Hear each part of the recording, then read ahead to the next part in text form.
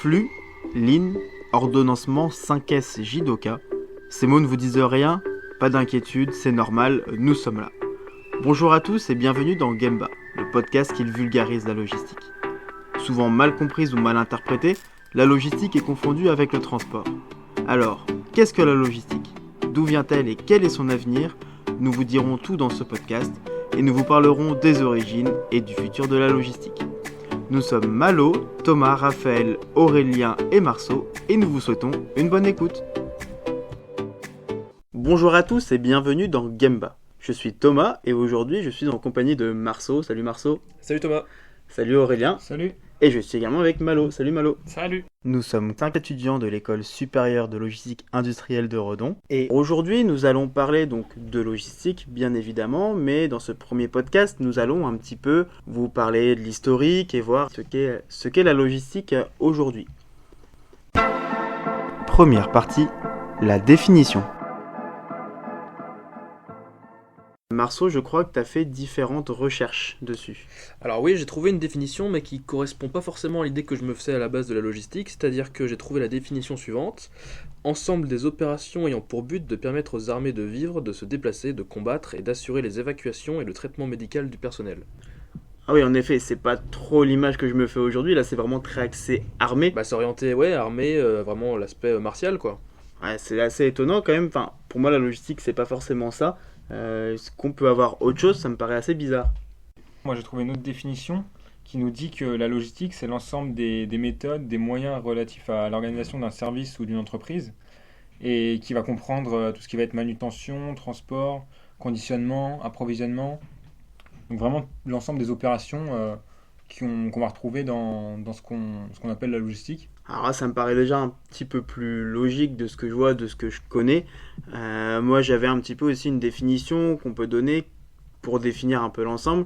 C'est que la logistique, ça consiste donc à apporter donc ce qu'il faut, la bonne quantité, au bon endroit et au bon moment. Donc dans des facteurs de qualité, coût et délai.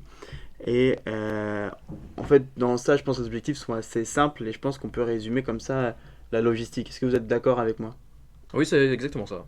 Ok, donc je trouve qu'on a quand même bien défini la logistique. On va essayer maintenant un petit peu voir son historique et d'où ça vient. Deuxième partie, les origines. Donc au niveau des origines, est-ce qu'on peut un petit peu voir l'historique? Oui, j'ai commencé à chercher un petit peu et en fait, les premières traces, elles remontent au 19e siècle où on définit la logistique comme l'art de combiner le transport, le ravitaillement, le logement des troupes, donc vraiment axé au niveau de l'armée, quoi. Ok, c'est-à-dire qu'on trouverait ça déjà dès Napoléon Ier, on trouverait directement ça. Tout à fait. Ok, super intéressant.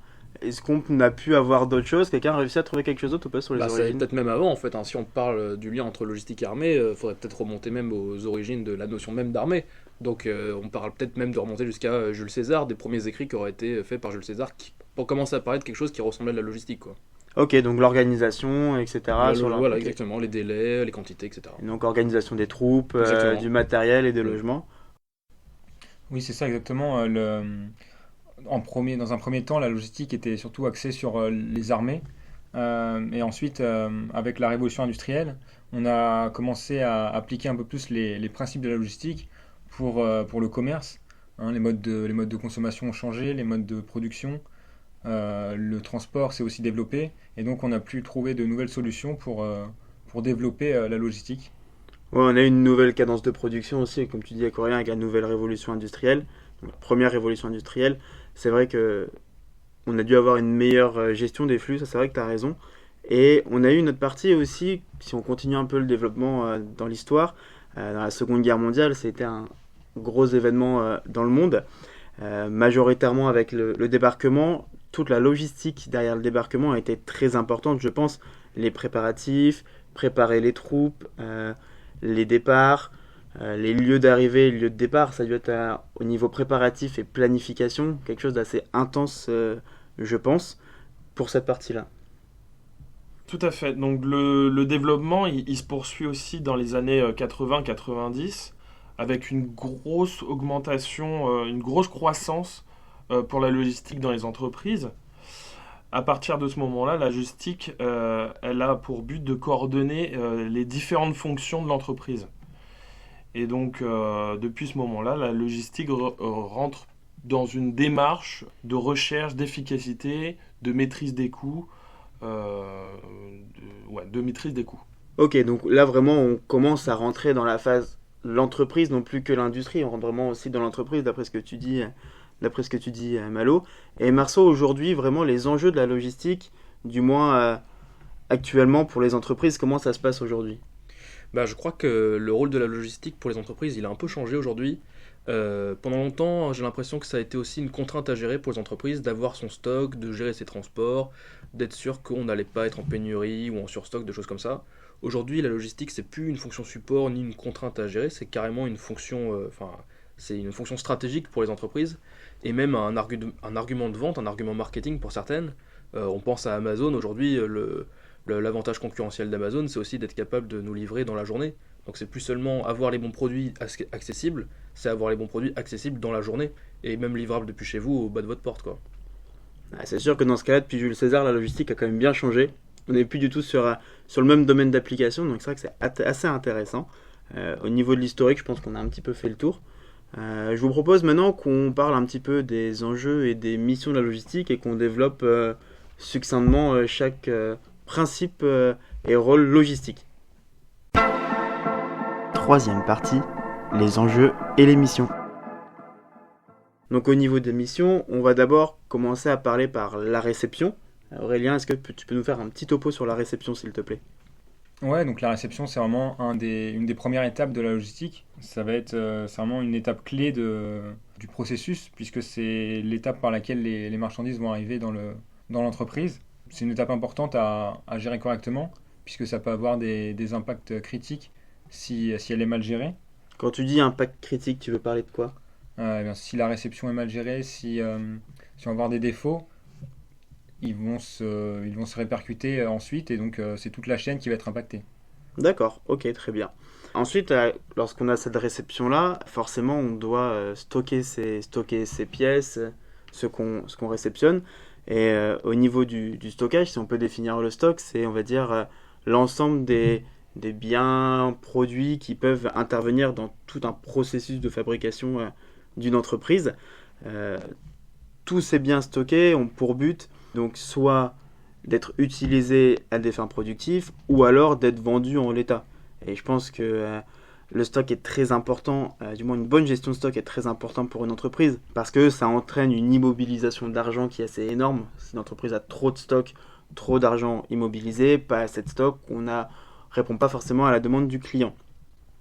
Après, on a plein de types de biens qu'on peut stocker, bien sûr, ce sont peut-être des matières premières, des semi-finis, des produits finis, ou encore les emballages pour transporter ces produits. Donc, il y a plein de méthodes qui existent dans la gestion des stocks. Ça, après, on en reparlera dans différents épisodes. On développera un petit peu plus ce sujet. Ensuite, une fois qu'on a stocké les produits, Marceau, quelle étape on peut avoir encore après en logistique? Sur les plateformes logistiques, l'une des tâches les plus communes, c'est la préparation de commandes. Donc si on voulait définir ce que c'est, tout simplement, c'est prélever dans un stock. Un opérateur prélève dans un stock une pièce ou un bien ou un colis, et il va constituer un pack, un ensemble de ces colis qui sont à destination d'un client ou d'un point de vente ou en tout cas d'un destinataire, quoi. Donc après, il y a plusieurs types de préparation de commandes. Ça peut être prélevé dans un flux qui est un flux stocké avec un chariot, donc le picking, quoi.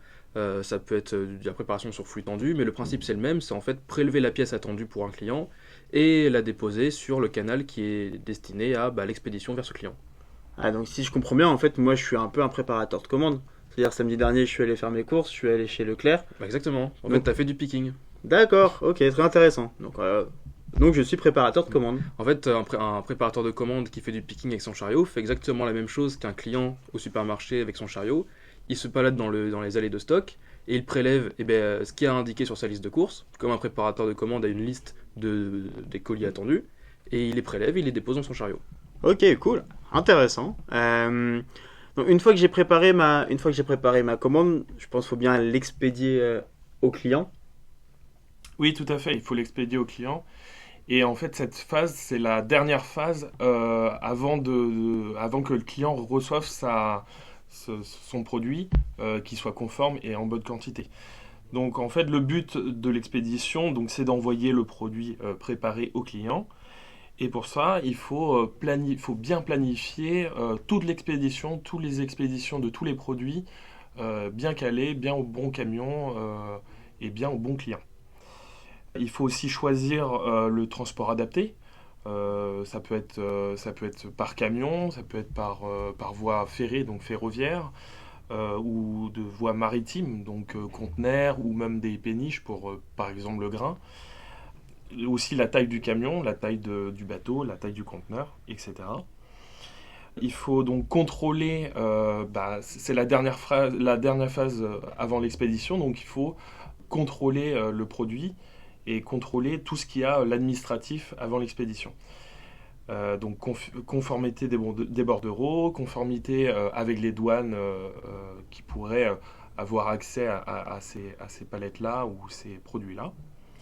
Et donc, c'est veiller au bon chargement des marchandises dans le camion ou dans le transport.